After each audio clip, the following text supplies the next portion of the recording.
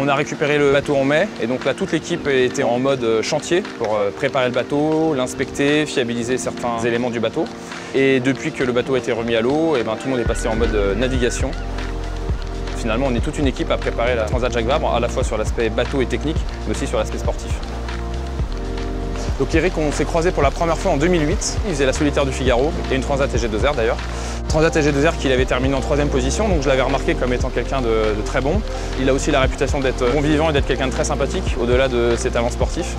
Et comme j'attache beaucoup d'importance à l'humain, parce que je pense qu'une bonne entente et une bonne complicité sur l'eau est facteur de performance, Eric était la bonne recrue pour la Transat Jacques Vabre, de par ses qualités sportives, ses qualités humaines et aussi ses qualités de communicant. Notre collaboration est très récente avec Fabrice. On essaye de découvrir le bateau ensemble parce que finalement le bateau ça fait que quelques mois qu'il est dans les mains de Fabrice. Donc c'est nouveau pour tout le monde mais au final là on a pris pas mal de raccourcis.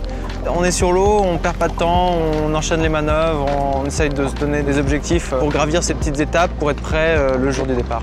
Vu que le vent est au sud-est là, je pense que c'est pas mal qu'on aille jusqu'à Sud-Méaban. Donc là on y va en un bord, ça nous permet d'avoir un point réel pour bosser notre timing. On a un duo qui est bien, il y a Eric Perron qui vient juste de finir une Volvo Ocean Race, donc il y a pas mal de mille au compteur, et Fabrice qui est encore dans une phase de découverte mais qui apprend très vite, donc on a un bon duo assez complémentaire pour la Jacques Vabre où je pense qu'ils vont pouvoir faire un bon résultat. Ok, ça roule.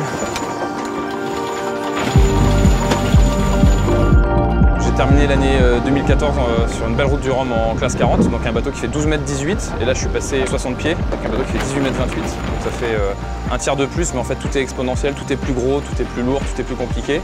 Ok, ça déroule. Donc ça a été un peu un choc culturel au début, il faut s'y faire à la taille du bateau, à la taille des voiles, à tous les efforts qui sont différents et du coup à la façon de naviguer qui est différente. Moi je le sens bien parce que pour l'instant on a des conditions quand même relativement clémentes cet été. Je pense qu'il y aura un deuxième choc culturel quand on va attaquer des vents forts à l'automne. Débrief du virement. Durée de la manœuvre 5 minutes 14, complète. Pendant le satellite, il y a un remonté de dérive qui prend 55 secondes. Et en fait, il y a 30 secondes de perdu entre le roulé et le déroulé. Donc on a choisi de faire une période de découverte du bateau.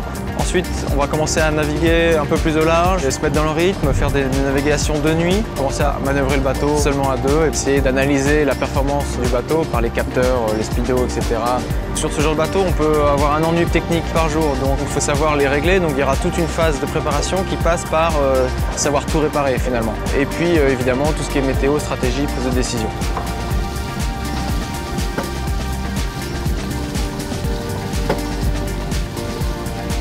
Je pense qu'avec Eric, on a les mêmes objectifs, c'est déjà d'arriver à bon port, c'est toujours très important, de faire une belle compétition en essayant de défendre les couleurs de Nurès et de Matmut le mieux possible, d'arriver avec un bon classement, mais surtout l'idée c'est aussi de raconter une belle histoire et de vivre une belle aventure et de la partager avec la Terre.